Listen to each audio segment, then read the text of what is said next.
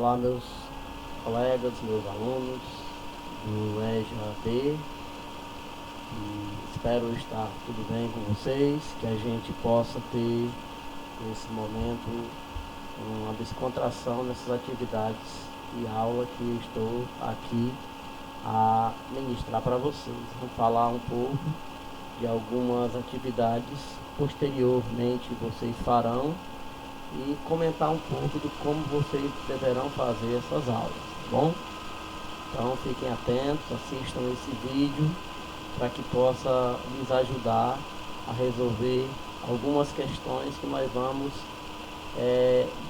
entregá-los futuramente, na próxima semana, para que vocês possam ter um resultado muito satisfatório em relação à resolução dessas atividades, ok?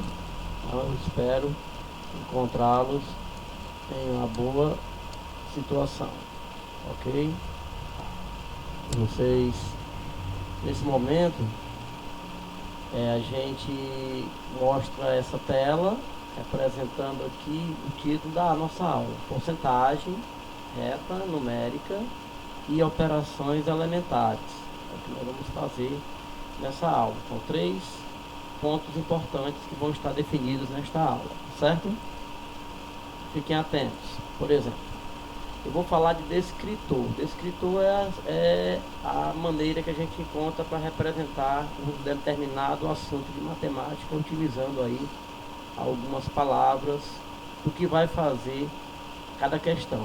Por exemplo, nós vamos resolver situação, problema, utilizando porcentagem, certo? E o que é porcentagem? Porcentagem é uma razão, uma divisão, uma fração, cujo denominador é igual a 100. Todo mundo já ouviu falar disso. Se tiver uma fração que tem um denominador igual a 100, ou que ela sempre se tornará com o denominador 100, é chamado de porcentagem, tá bom?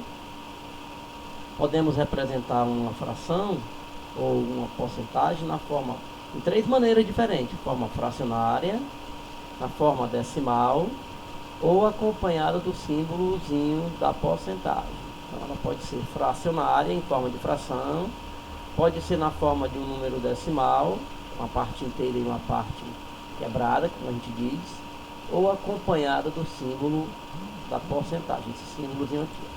Por exemplo, quando eu quero dizer 4%, eu represento isso na forma do símbolo, a forma simbólica é essa, mas isso também é equivalente à fração 4 sobre 100, representando a porcentagem, fração de denominador 100, 4 sobre 100. E quando eu exerço essa divisão de 4 sobre 100, eu apenas diminuo 2 casas decimais no numerador, aí fica 0,04. As 2 casas decimais são essas. Você diminui para a esquerda 2 casas decimais, e aí você tem a representação decimal, ok? Tá me entendendo? Dá para ver? Então, representação de porcentagem pelo símbolo, representação de fração 4 sobre 100 e a representação 0,04.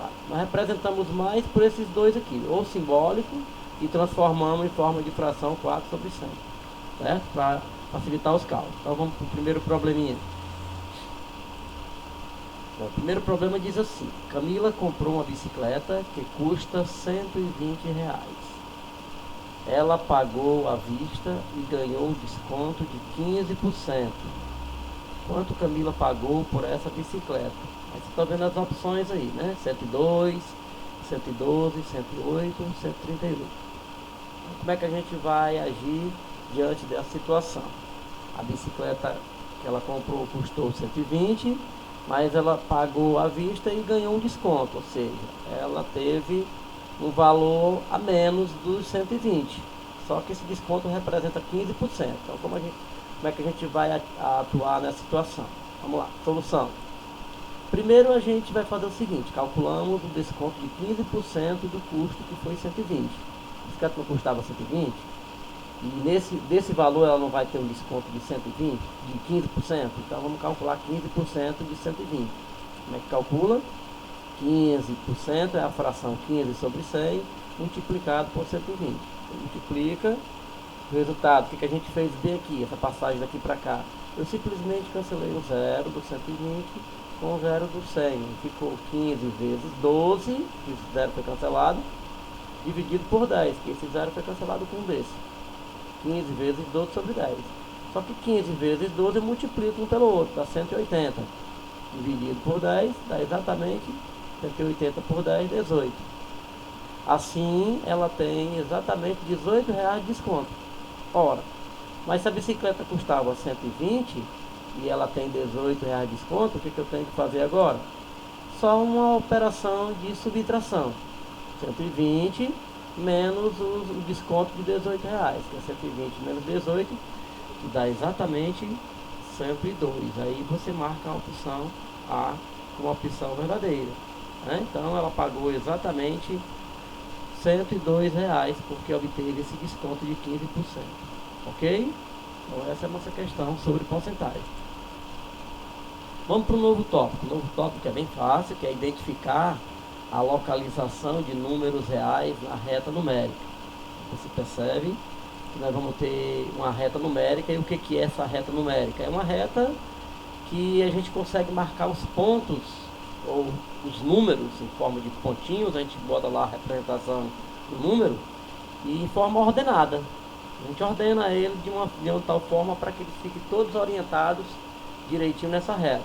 Por exemplo, esses pontos são marcados a partir do zero. Você coloca logo o zero lá como marco principal, que é chamado de origem, e a partir daí você vai marcar todos os outros pontos, outros números, né? Que a gente orienta que sejam crescentes da direita, né, de zero, e decrescentes para a esquerda de zero. Ou seja, eles aumentam a direita de zero e diminuem a esquerda de zero. É tanto que a gente diz assim, ó, a direita de zero são os números positivos e a esquerda de zero são os números negativos. Então dê uma olhada, por exemplo, como é que ficaria uma reta, um pedaço da reta numerada aqui, ó. Veja que nós marcamos aqui o zero primeiramente, e a direita do zero nós vamos marcar os pontos em pedaços todos iguais. Bem aqui o 1, marcamos aqui o 2, marcamos aqui o 3, o 4, são números inteiros, tá vendo? 1, 2, 3, 4, e assim cresce sucessivamente para a direita. Da mesma forma que vai crescer para a esquerda, mas negativamente.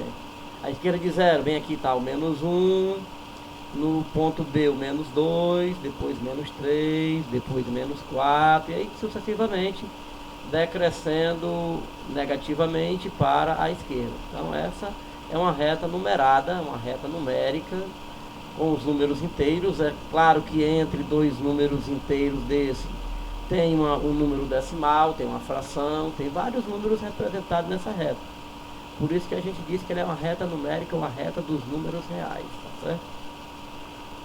E aí nós vamos agora verificar, por exemplo, aqui que nós temos marcado nessa reta o ponto A e o ponto B. No ponto A você viu que ele está marcado no valor numerado como 2. Eu estou chamando um valor x igual a 2, já que nós chamamos esse eixo horizontal de eixo x, né? A reta numérica é x.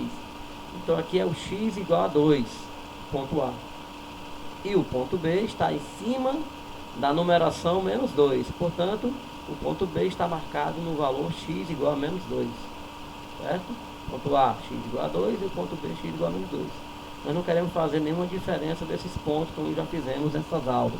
A gente quer apenas que vocês identifiquem onde é que estão os pontos. O ponto A está no valor x igual a 2 e o ponto B no valor x igual a menos 2, ok? Então vamos ao próximo, atividadezinha que vai nos ajudar. Olha aqui. Observe a reta numérica abaixo. Está vendo essa reta numérica com mais valores? Está aqui o zero, ó. E aí nós enumeramos para a direita. 1, 2, 3, 4, 5, 6, 7, 8. Para a esquerda, menos 1, menos 2, menos 3, menos 4, menos 5, e vai. Qual é o ponto que melhor representa a fração 13 sobre 2? Aí agora você vai dizer assim, vixe, mas aqui só tem número inteiro. Como é que eu vou representar essa fração 13 sobre 2? E aí eu tenho algumas letras representando pontos. Tem o ponto N aqui, ó, entre o menos 3 e o menos 2. tem o ponto N entre o menos 1 e o 0, tem o ponto P entre o 0 e o 1, tem o ponto Q entre o 2 e o 3, e tem o ponto R entre o 6 e o 7. Como é que eu vou saber quais dessas letras, M, N, P, Q ou R, está representado pela fração 13 sobre 2? Primeiramente, o que é que eu tenho que fazer? Vamos lá para a solução. Bom, observe que a reta está numerada com os números inteiros. Beleza, nós já falamos isso. Vai do 0 para a direita até o 8 e cresce mais ainda. Vai do 0 para a esquerda até o menos 5 e cresce mais ainda. Esses são números inteiros. Lembre-se que entre dois números inteiros existem infinitos números racionais. Claro, entre qualquer dois números inteiros desses tem vários números racionais, várias frações, várias decimais entre esses dois números inteiros, tá certo? Então o que a gente vai fazer? A fração 13 sobre 2, como quer representar o problema, é um número racional. Então ela pode ser representada como um número decimal, para poder a gente ver mais ou menos onde é que ele se encontra. 13 sobre 2 está difícil de olhar para cá e ver essa fração na reta. Só que como a gente olha para ela como um número racional, a gente pode dividir essa fração e tornar ela um número decimal. Ó, quando tu divide 13 por 2, o resultado dá exatamente equivalente a 6,5. Onde é que eu vou buscar o 6,5? É um valor maior que 6, um pouquinho maior que 6. Então, com certeza, essa fração 13 sobre 2, que equivale a 6,5, está aqui entre o 6 e o 7. Positivo, 6,5, é um valor maior do que 6 e menor do que 7. Então, qual é a letra que está representando aqui entre o 6 e o 7, que pode representar o 6,5, que é equivalente à fração 13 sobre 2? Exatamente a letra R. Portanto, o ponto que representa 13 sobre 2 é o ponto representado pela letra R. Opção correta, opção R. Ok? Então é assim que a gente vai funcionar. Logo, é o ponto entre 6 e 7, ou seja, ponto R. Ok? Beleza para vocês aí? Tudo bem? Dá para entender? Deu uma recapitulada aí. Bom, nosso próximo e último passo nessa aula é resolver situação-problema com os números reais envolvendo as suas operações. Vamos ver que problemas são esses. Bem simples, problemas que aparecem com algumas operações e alguns números que a gente vai precisar resolver essas operações, tá bom? São situações que ocorrem no cotidiano. O que são esses problemas? Situação-problema. Situações que ocorrem no cotidiano, no dia a dia, e que utilizam números naturais, números inteiros, números racionais, ou até mesmo irracionais, através de operações elementares da matemática. Ok? Por exemplo, João encheu o tanque do seu carro, colocando 40 litros de álcool. Ele pagou R$ 1,47 por cada litro de álcool. Quanto João gastou para encher o tanque do seu carro? Lembre-se que o carro do João encheu o tanque com 40 litros, pega 40 litros de combustível. E cada litro custa R$ 1,47. Quanto é que ele vai pagar ao todo para encher o tanque do carro? Bom, qualquer pessoa sabe que aqui você vai utilizar de dois números, né? O número 40, que é o número inteiro, que é a quantidade de litros de combustível, de álcool que pega o carro. E o número racional, que é um número que tem uma parte decimal e uma parte inteira, é o número 1,47, que é o preço de cada litro de álcool. Tu tem o número inteiro 40, que é a quantidade de litros, e tem o número racional 1,47, que é o preço de cada litro, em reais. O que você vai fazer? Você vai precisar utilizar uma operação elementar. Como é que tu vai saber a quantidade que vai pagar pelo número de litros consumidos? Multiplicar, você vai usar uma multiplicação, multiplicar o 40 pelo 1,47. 40 vezes 1,47. Você vai saber quanto que o João pagou para encher o tanque do seu carro. Então a operação que você vai fazer aqui é de multiplicação. Estou lembrando aqui que a gente está resolvendo situação-problema com esses números, tá vendo?